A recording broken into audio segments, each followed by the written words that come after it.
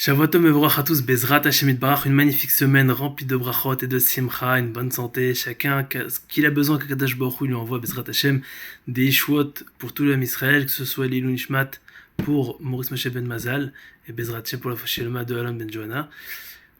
On va parler d'une chose, une très belle Nekuda Bezrat Hashem qui est très très sympathique, parce que ce que j'ai lu dans le livre, si quelqu'un veut le lire, c'est le livre de Rav Arush, celui-là là.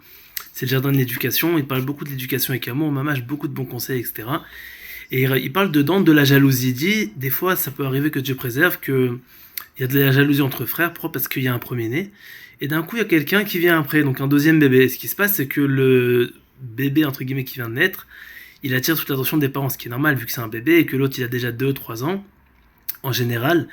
Et donc, ce qui se passe, c'est que du fait qu'il attire toute l'attention, le petit garçon, au final, il est un peu jaloux, parce qu'il se dit, de base, c'était moi, entre guillemets, le centre du monde, et aujourd'hui, je suis plus le centre du monde. Alors il donne une solution, il dit, pas une, il donne même plusieurs solutions. Et ce qui est fort, c'est qu'il parle pas que de la jalousie entre frères, il parle aussi un message qui est global, qui est valable aussi pour la jalousie, même entre nous, que ce soit même dans un couple, des fois il peut y avoir de la jalousie, soit entre amis, il peut y avoir de la jalousie, que ce soit même des fois entre parents, que Dieu nous en préserve, que ce soit avec plusieurs personnes, peu importe, il peut y avoir de la jalousie malheureusement, même des fois une petite pointe de jalousie, même ça c'est pas bon, comme on va le voir dans la suite. Et il donne plusieurs exemples. Il dit tout d'abord, il faut savoir que Kadosh Baruch Hu, il adore l'amour entre frères. C'est très très important. Il raconte d'ailleurs une belle histoire. Comment Kadosh Baruch Hu, il a construit le Beth Amikdash, c'est une histoire qui est très connue dans la Gemara. Il a écrit que Kadosh Baruch Hu, après il a choisi l'endroit du Beth Amikdash, parce que il y avait 2 frères. Il y en avait un, il était très très riche, mais il n'avait pas d'enfants. Un, il était très pauvre, mais il avait une belle famille avec des enfants, Baruch Hashem. Et tous les deux, ils étaient agriculteurs. Ce qui se passait, c'est que la nuit, donc celui-là qui avait pas d'enfants, il disait, moi je suis riche, Baruch Hashem, j'ai peut-être pas d'enfants, mais je suis riche, mon frère il est pauvre, et il a beaucoup d'enfants. Qu'est-ce que je vais faire? Je lui ai apporté beaucoup de récoltes. Et l'autre, qu'est-ce qu'il disait?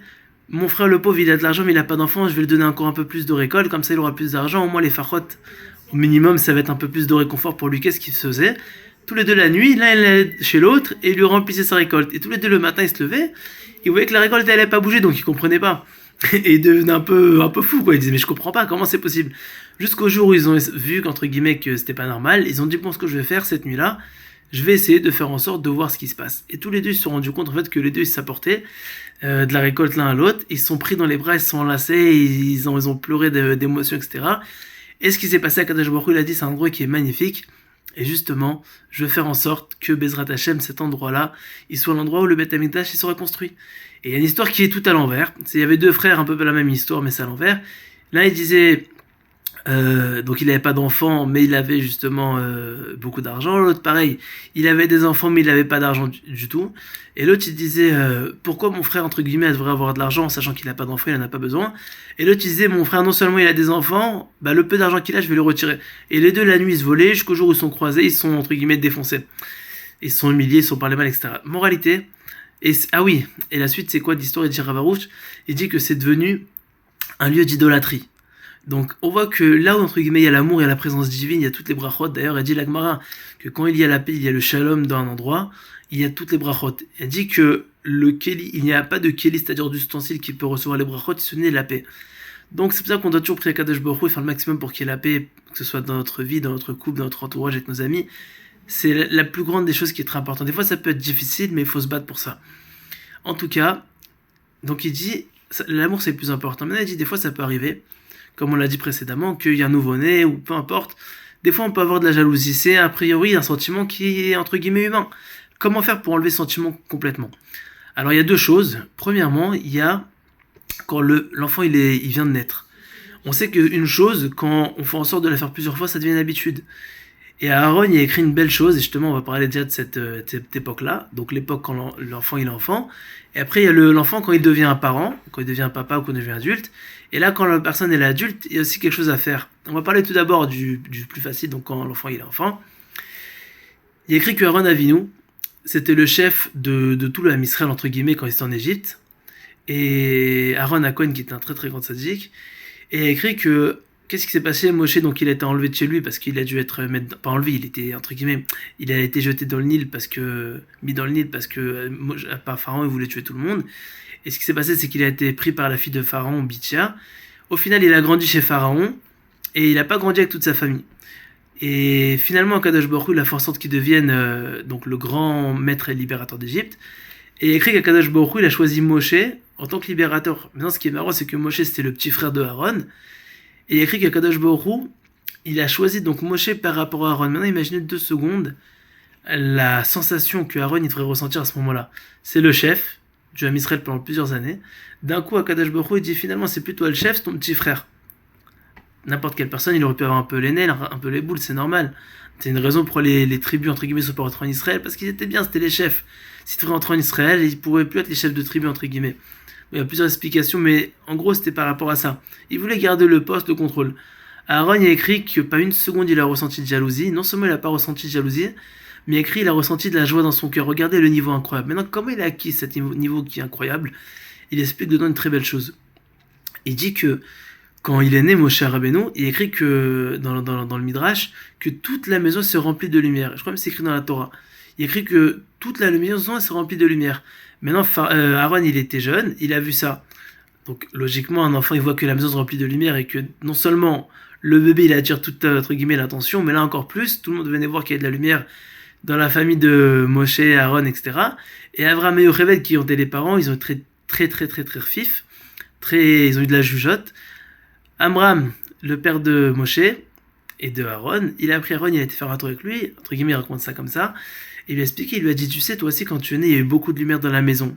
Maintenant, c'était pas vraiment vrai, mais il a pas non plus menti, parce qu'entre guillemets, quand un bébé est né, surtout quand c'est le premier né, toute la famille elle est heureuse, donc ça amène énormément de lumière dans la maison. Et ce qui s'est passé, il lui a dit, regarde, toi aussi, tu as amené beaucoup de lumière. Et tu sais, quand ta soeur Myriam, là, parce qu'ils étaient trois, Moshe, Aaron, Myriam, Moshe. Et tu sais, quand Myriam aussi elle est née, il y a eu aussi beaucoup de lumière.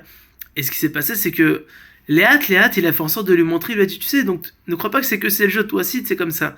Et il lui a fait comprendre, entre guillemets, que ça sert à rien d'être jaloux au final, chacun il est comme il est. Et ensuite, Moshe, donc comme on a dit, il a été, par la suite, après qu'il est né, il est parti chez Pharaon. Mais il a grandi chez Pharaon. Pharaon, c'était le roi d'Égypte, donc automatiquement, il avait beaucoup plus de choses. Il jouait avec des vrais jouets, etc.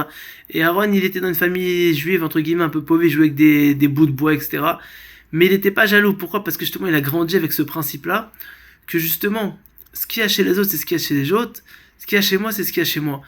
Et c'est un grand principe dans la Avodat Hashem. Et c'est par rapport à ça, justement, que plus tard, il a vu, il a été heureux pour lui. Pourquoi?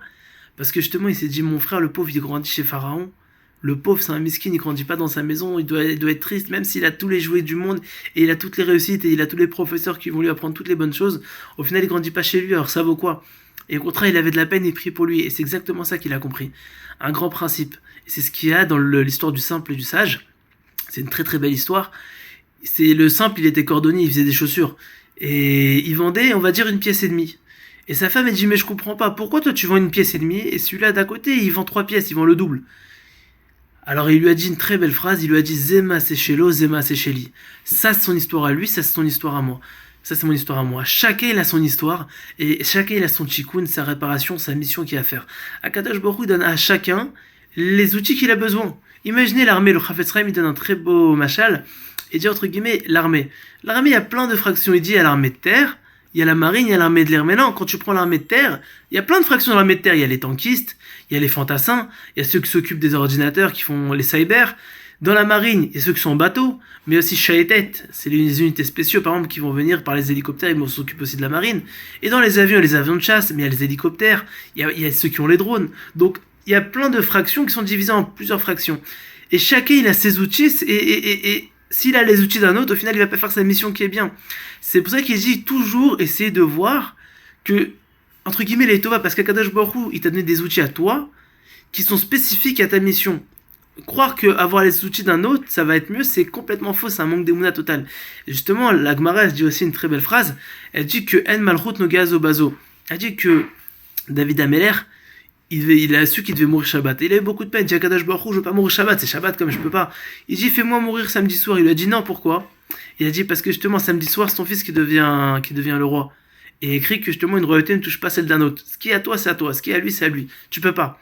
Et pourquoi vendredi, il pouvait pas mourir? Parce que un jour de l'imoud Torah des tzadikim, ça vaut plus que 120 ans de l'imoud d'un grand tzadik. Parce que David Ameller, c'était un immense tzadik. Et au final, la moralité, c'est quoi? C'est que il a dit une chose qui est extraordinaire. Il lui a dit, ce qui est à toi, c'est à toi. Ce qui est à lui, c'est à lui. toi, ta part, c'est de régner jusqu'à vendredi, samedi soir, c'est plus toi, c'est déjà ton fils Shlomo Amelach.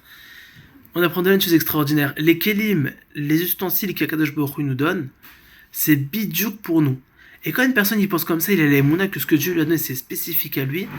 Il n'a pas besoin de regarder la femme d'un autre, il n'a pas besoin de regarder la voiture d'un autre, il n'a pas besoin de regarder la voiture d'un autre, la parnassa d'un autre, la vie d'un autre, parce que chacun, au final, il a son lot. Il y en a, et surtout, si on est vraiment sincère avec nous, on ne connaît pas vraiment le lot entier, on n'a pas toute la tmouna, toute la vision, entre guillemets, toute la photo de la vie complète d'une personne. Parce que chacun il a son lot de bonnes choses, chacun il a son lot de galères. C'est pour ça qu'il faut être heureux avec ce qu'on soit, avec ce qu'on a. Et si une personne il est heureux avec ce qu'il a, il sera heureux toute sa vie, il aura toutes les brachot. Et au contraire, si une personne il est heureux comme Aaron de la réussite d'un autre, au final, il aura non seulement toutes les brachot, mais il sera béni d'Akadosh Baruch Hu encore plus. Pourquoi? Parce que comme il a fait Aaron, il s'est réjoui de son frère, c'est la plus grande preuve d'Emouna. Pourquoi? Parce que, au final, qu'est-ce que tu montres par là? Que t'es pas jaloux. Parce que si Aaron il aurait été jaloux, il montre quoi par là? Pourquoi Moshe et pas moi? L'inverse de Korah, ce qui s'est passé avec Korah. Korah il a été jaloux. Pourquoi Moshe entre guillemets pas moi? Pourquoi Aaron et pas moi? Pourquoi eux pas moi? Pourtant il avait tout. Mais c'est le mauvais œil. Faut pas être comme ça. Faut toujours essayer de voir la Nekuda Tova chez le droit et le bien. Et si Akadosh Baruch Hu il a décidé ça d'un autre, et bien justement c'est parce que c'est le mieux pour lui, c'est parce que c'est sa mission. Il faut au contraire être fier de lui, il faut l'encourager, et il faut même s'encourager à soi-même. Parce qu'au final, chacun a sa mission, comme on l'a dit. Il y a l'armée de l'air, il y a l'armée de terre, il y a la marine. Si elle est dans l'armée de terre, il ne doit pas être jaloux que l'autre est dans la marine, celui qui est dans l'armée de terre, il ne doit pas être jaloux celui qui est dans l'armée de l'air. Il y a plusieurs sortes d'armées, et même comme on a dit dans les armées, il y a plusieurs divisions. Et chaque division, elle a son utilité. Et chacun a sa mission. C'est vrai qu'il faut être fier de ce qu'on est, toujours être joyeux, ne pas être jaloux de l'autre, savoir que ce qu'Akadosh Baruch Hu il a, qu'il nous donne plutôt, c'est spécifique à nous. Et grâce à ça, Bezrat Hashem, on pourra chasser la mida de la kina. D'ailleurs, il y a un grand tzaddik qui dit, il s'appelle Rabbi Zera Kafar, il dit Akina, Vatava, Vakavod, Motsin, Tadam, Minaolam. La jalousie, la tava, les envies et le kavod, le respect, ça fait sortir l'ordre du monde. Mais les trois, ils sont liés en vrai. Parce que l'envie d'avoir la jalousie, ça met entre guillemets à l'envie de désirer l'autre. C'est tout ça, c'est parce qu'on veut du respect, du kavod, parce qu'au final, ça revient. Tout est mélangé, au final, tout est lié. Ce qui se passe, ça fait sortir l'homme du monde, ça veut dire quoi? Ça le rend fou. Mamash, parce qu'il y a un monde, et si une personne sort du monde, au final, c'est qu'il est mamash le tsemidato, que Dieu préserve, il devient fou. Faut rester sur terre, faut se rappeler qu'il y a un Dieu. C'est le meilleur expert comptable du monde, il n'y a pas d'erreur de calcul, tout est précis, tout est net, tout est propre. Et si une personne y pense comme ça, il sera heureux toute sa vie, il sera sa mère Bechelko, il sera heureux, et non seulement il sera heureux, mais en plus ça, il rendra heureux les autres. Voilà, Shabouatov vous m'évra Bezratiem, qu'on puisse arriver à travailler dessus, et être très joyeux, toujours regarder le bien chez soi, regarder le bien chez les autres, et que par ce mérite, Bezratiem, on amène le Machar si Dieu veut.